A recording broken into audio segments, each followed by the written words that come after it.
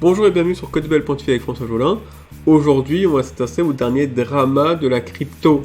La dernière crise a fait chuter le projet Terra, l'un des plus importants et médiatiques projets crypto des dernières années. Et au cœur de l'écosystème de Terra se trouvait son Terra USD, un stablecoin qui devait toujours valoir 1$, mais que la crise a pourtant fait chuter à 10 centimes, conduisant le projet au cimetière.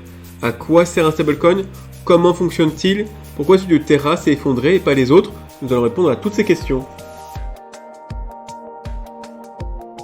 Et avant de commencer, je vous rappelle qu'il y a le concours Codebell.tv pour gagner un NFT Singularity. C'est un NFT que j'ai codé pour obtenir une vidéo. Tous les détails et la fameuse vidéo qui présente ce NFT et les règles du concours sont présents en description de ce podcast. Vous avez jusqu'au 1er juin pour participer au concours. Alors commençons par la base. À quoi sert un stablecoin? Un stablecoin déjà, c'est une crypto-monnaie qui est normalement garantie. Et comme vous pouvez le voir avec Terra, ça a loupé. C'est une monnaie qui est garantie pour valoir toujours 1$. À quoi ça sert? Une blockchain est certes un registre transparent et auditable par tous, mais cela reste un système clos sur lui-même. Ça veut dire que les programmes que l'on déploie sur la blockchain, aka les fameux smart contracts d'Ethereum, ne peuvent que manipuler des actifs présents sur la blockchain. Ils n'ont aucune connaissance du monde externe et ne peuvent pas gérer les monnaies présentes hors de la blockchain. Ainsi, si vous avez de l'Ethereum, il faut impérativement passer par une plateforme d'échange pour les convertir contre des dollars. Cette opération vous oblige à sortir de la blockchain. Or, on aimerait bien avoir nos dollars sur la blockchain pour éviter les frais, le long processus des plateformes de change, sans parler de notre anonymat ou de la possibilité de l'État de nous interdire les plateformes, comme l'a fait Justin Trudeau avec les participants du convoi de la liberté. Bref, en 2014, l'entreprise Tether a donc conçu le premier stablecoin. Il s'agit d'une crypto-monnaie, le Tether USDT, que l'entreprise prétend valoir toujours 1$. Maintenant, si je souhaite convertir mes Ethereum en dollars, je peux rester sur la blockchain en achetant du stablecoin Tether, une sorte de pseudo-dollar sur la blockchain. Alors c'est bien beau de prétendre vouloir toujours 1$, mais le prix est donné par le marché et Tether ne peut pas le fixer. Comment font-ils alors pour stabiliser sa valeur? Certes, Tether ne peut pas fixer le prix sur le marché, mais il peut intervenir sur les marchés pour influencer sur le prix. Premièrement, si le Tether augmente et dépasse les 1$ et 1 centime par exemple. Dans ce cas très simple, Tether va créer des nouveaux stablecoins Tether, qu'il va vendre à 1$ sur les marchés. Le prix va ainsi redescendre à 1$. C'est le cas simple car Tether a juste à créer ex nihilo ses stablecoins et les vendre contre d'autres actifs. Il a donc une marge de manœuvre infinie pour combattre une hausse de son stablecoin. Deuxièmement, si le prix maintenant il descend à 99 centimes. Dans ce cas, Tether va utiliser sa réserve de change pour racheter son stablecoin à 1$ sur les marchés, puis le détruire. Cette réduction de l'offre va mécaniquement augmenter le prix de son stablecoin à 1$. Contrairement à la création ex nihilo de son stablecoin en cas de hausse, ici Tether, en cas de baisse, doit échanger des dollars, euros, bitcoin, ethereum ou autres pour racheter son stablecoin. La marge de manœuvre de Tether pour contrer les pressions à la baisse dépend donc de sa réserve de change et de sa bonne gestion. Encore une fois, la clé de voûte d'un stablecoin est la bonne gestion de sa réserve de change et comment l'organisme garantit aux détenteurs de leur stablecoin la force de rachat lors de la tendance à la baisse. Pour ce faire, nous allons analyser 5 stablecoins dollars gérés par 5 projets différents. Ils sont classés, selon mon avis, du plus solide au moins solide. On commence avec Binance et son stablecoin BUSD.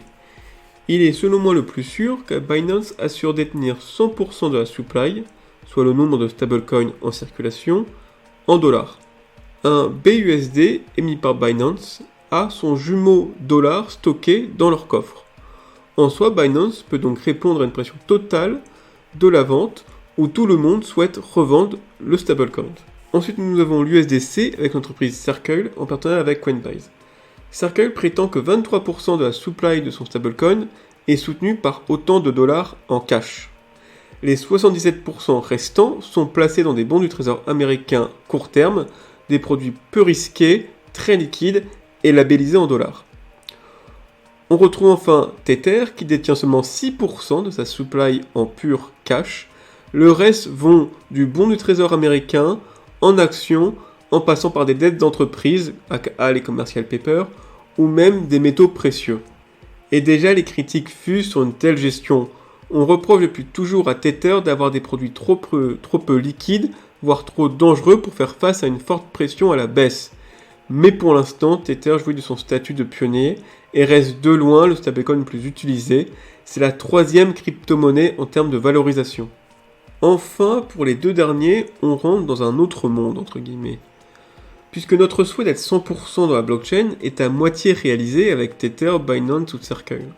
Ces entreprises reçoivent des euros, dollars, yens contre leur stablecoin. Ils ont donc un pied dans la blockchain et un pied à l'extérieur. Ils nous font office à nous de pont pour que nous puissions continuer à rester dans la blockchain.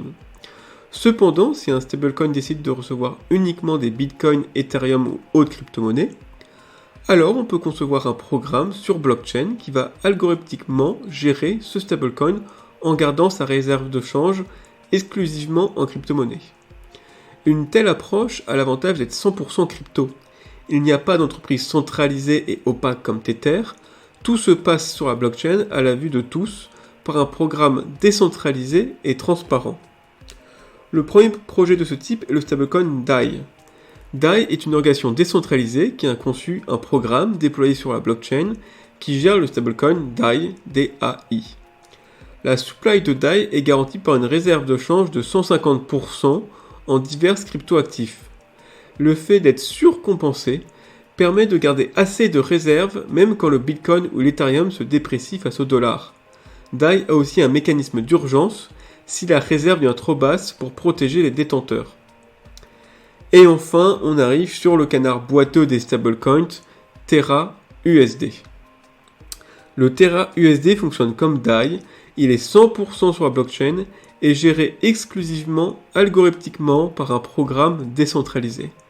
Sauf que contrairement aux stablecoins classiques qui ont 100% de la supply dans des actifs labellisés en dollars, ou comme DAI qui a 150% de la supply en crypto-monnaie, Terra USD lui n'a, en février dernier, d'après les dernières données, que 16% de sa supply en réserve de change pour pallier à la baisse de sa crypto.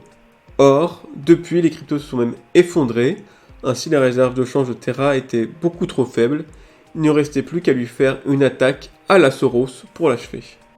Mais qu'est-ce qu'une attaque à la Soros, me diriez-vous ?